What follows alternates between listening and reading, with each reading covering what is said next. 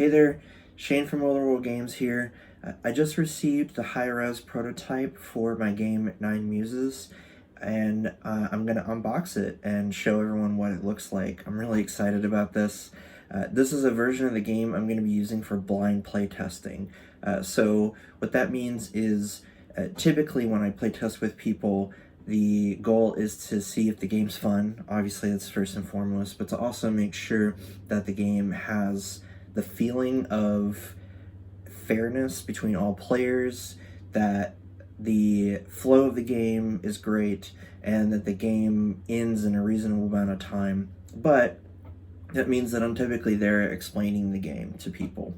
What this high-res prototype is going to do is allow me to just give people the box, ask them to set the game up, and play it from start to finish. And the goal is for them to not need my help in understanding any aspect of the game, because I don't come with the game when you buy it, right? So if my rulebook works, then I consider the blind playtest a success. If my rulebook doesn't work, I've got changes to make. It's likely I'm going to have changes to make, but I wanted to show y'all what a high-res prototype looks like. Let's take a look.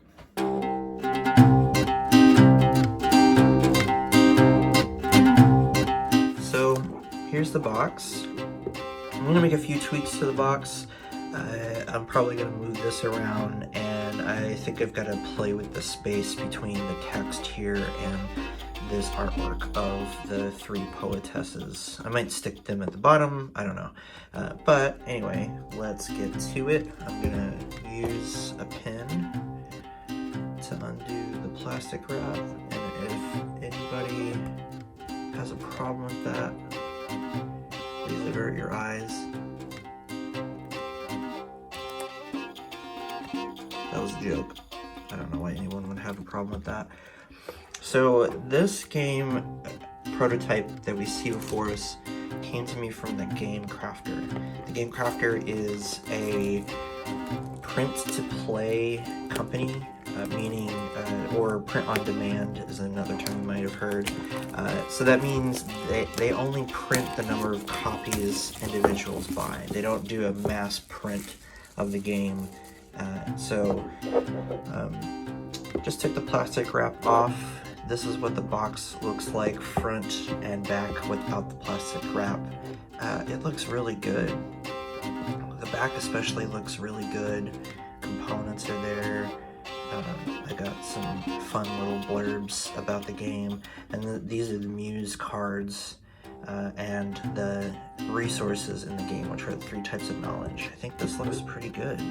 It's shiny, so I'm using the Strong Small Box from the Game Crafter. This is a glossy finish. You might be able to tell it's pretty reflective, but it is thick, and this is what you would expect from a professional game that you would just buy off the shelf at a game store. Okay, first time opening the box. On the inside, I have paper. It looks like this corner and this corner are a little weird. They're kind of pulled out, but that's okay. And here are my Muse cards and my rules. So here are the Muse cards, here is the rule book. These come in their own separate plastic bags with numbers on them. And then here are the resources. So they're telling you about the soot and the campfire smell. Campfire-like smell. So these are laser cutouts. These also come in their own bags. I don't know if the final game is going to come in their own bags. I kind of don't want these to also be wrapped in bags because or to have this paper if we can spare it. But we'll see. We'll work on that. Okay, I'm going to start with the rules. I'm opening the rules up. This is a folio, so it just unfolds these are the game is actually pretty easy to play. Oh, so these are flipped. I don't know how I feel about that. I'll think about that. I would expect to be able to flip it this way, but I'll think about that. But the folio came out, still came out pretty good. It has, the goal of a folio is to make sure that your margins are good and you don't have text bleed in the creases and the folds. And that all looks pretty good.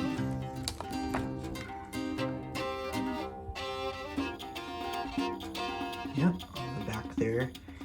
And then this last bit is just Otherworld Games, sort of social media advertising kind of thing. And then here's the front of the rules again. So this is also, you may have noticed, I'm bending it to show the reflections. This is a pretty glossy surface as well. Now for the cards. Muse cards. So this is called the bridge card deck. And so these are bridge-sized cards. These are pretty close to poker-sized cards. And there are 9 cards in the game, 1 for each muse. Look at that. These look great.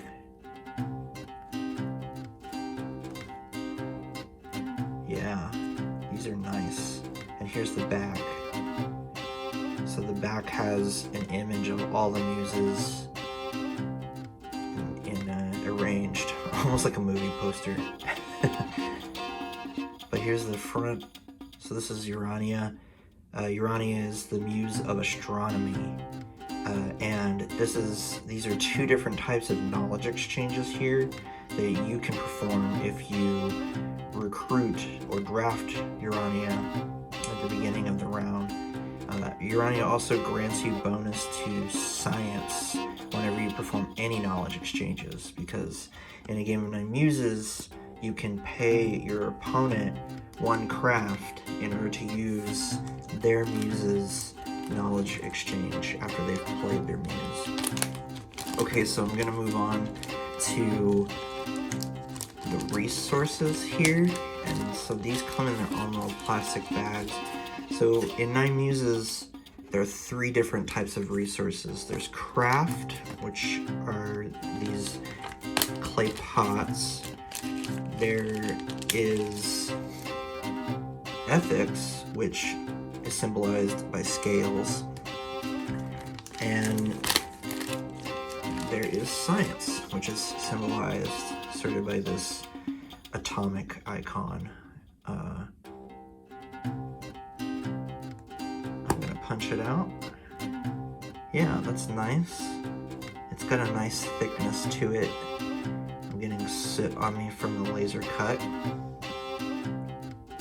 But it's got a nice thickness to it. These are double-sided, by the way. So that way you don't have to orient these in a certain way.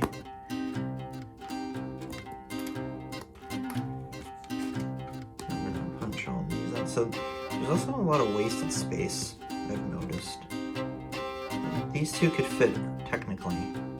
These 2 could fit on the same sheet.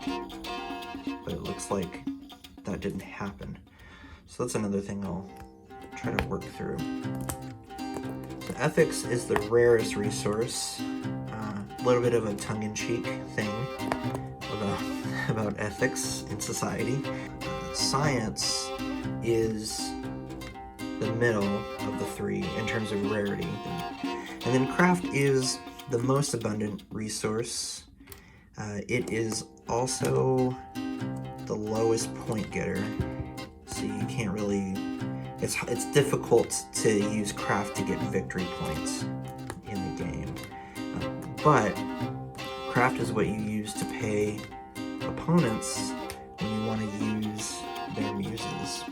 Okay, so I've got my cards. I'm gonna move this camera. Sorry for the shakiness. Okay, so we've got cards, rules, and free resources.